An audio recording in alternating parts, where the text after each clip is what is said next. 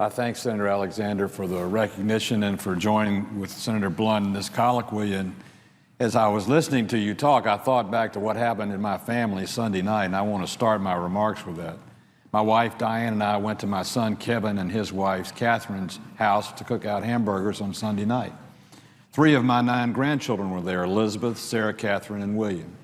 Elizabeth had arrived late, by the way, because she had been at a birthday party, the theme of which was dressing their American Girl dolls. So when Elizabeth finally got home, she sat down by me and she said, "Grandpa, I want to talk to you," or she calls me Pops. "I want to talk to you about my American Girl doll and some accessories that I want to buy."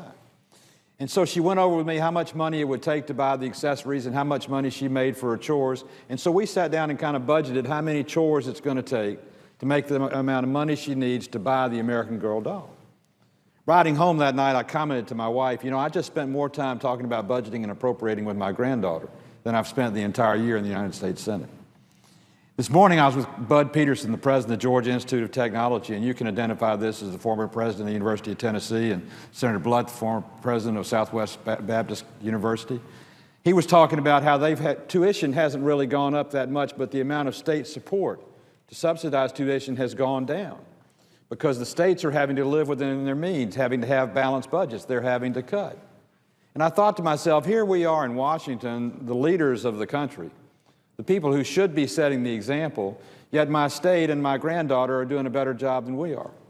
And that's an indictment of the system. And I joined with you when we commended Senator Reid on saying that he was going to bring appropriation bills to the floor. And I will come to the floor and cheer him again if he will bring them to the floor. We're running out of time, but we're also running out of the patience of the American people.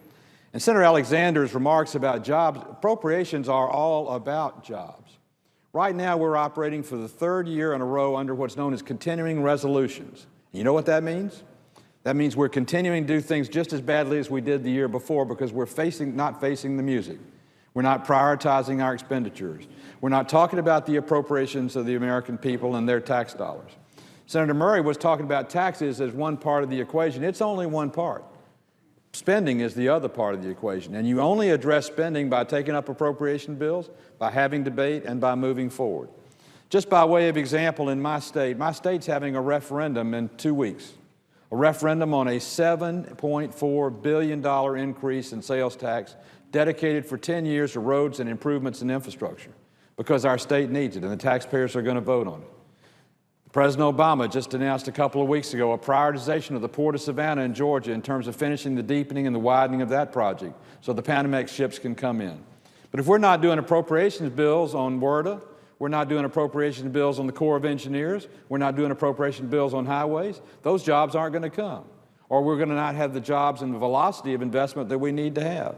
It's a real indictment of the greatest democracy on the face of this earth, the leader of the entire free world, that at a time when we're in difficulties, we're in a time with increased debt, we're in a time of great challenges, we're talking more with our grandchildren about spending and saving than we're talking to each other about the money of the taxpayers of the United States of America. So I commend the senator from Tennessee and the senator from Missouri on their dedication to this subject and the leadership he's shown on appropriation in subcommittee work. Senator Cochran, all the members of the Appropriations Committee, the bills are ready.